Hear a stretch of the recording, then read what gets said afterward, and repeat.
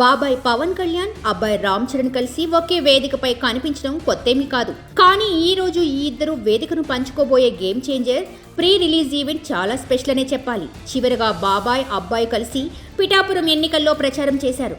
పవన్ గెలుపు కోసం పిఠాపురం వెళ్లాడు చరణ్. అదంతా పొలిటికల్ హిట్ లో వెళ్లిపోయింది.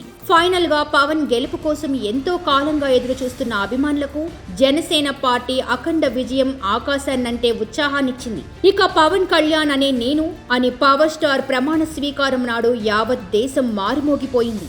ఇక ఇప్పుడు ఏపీ డిప్యూటీ సీఎం హోదాలో ఉన్న పవన్ అబ్బాయి కోసం వస్తుండటం ఫ్యాన్స్ కు ఎక్కడా లేని హాయి ఇస్తుంది. పవన్ డిప్యూటీ సీఎం అయిన తరువాత వస్తున్న ఫస్ట్ సినిమా ఈవెంట్ ఇదే.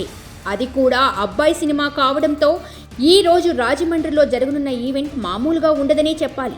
ఏపీ డిప్యూటీ సీఎం హోదాలో పవన్ కళ్యాణ్, గ్లోబల్ స్టార్ ట్యాగ్తో రామ్ చరణ్ వస్తున్న తొలి భారీ ఈవెంట్ ఇది. అందుకే ఈసారి బాబాయ్, అబ్బాయి దెబ్బకు పాన్ ఇండియా లెవెల్లో రీసౌండ్ రావాల్సిందే. ఇప్పటికే ఈవెంట్ కోసం భారీ ఏర్పాట్లు చేశారు. ఈ ఈవెంట్కు మెగా అభిమానులు పెద్ద ఎత్తున తరలివచ్చే అవకాశం ఉంది. దాదాపు 1,00,000 మంది అభిమానులు రానున్నారనే అంచనాలతో భారీ బందోబస్తు ఏర్పాటు చేశారు పోలీసులు. 10 అడుగుల ఎత్తులో వేదిక నిర్మించగా పెద్ద ఎత్తున బారికేట్లు ఏర్పాటు చేశారు. వేదిక చుట్టుపక్కలకు ఎవరూ రాకుండా పగడ్బందీ చర్యలు చేపట్టారు.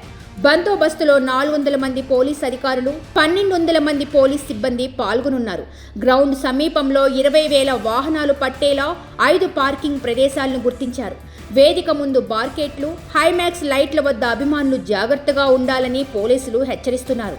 అభిమానులు అత్యుత్సాహం ప్రదర్శించకుండా జాగ్రత్తలు పాటించి సురక్షితంగా ఉండాలని సూచిస్తున్నారు. మరోవైపు ఈ ఈవెంట్ కోసం ఉభయ గోదావరి జిల్లాల మెగా అభిమానులు ఎంట్రీ పాసుల కోసం తీవ్ర ప్రయత్నాలు చేస్తున్నారు.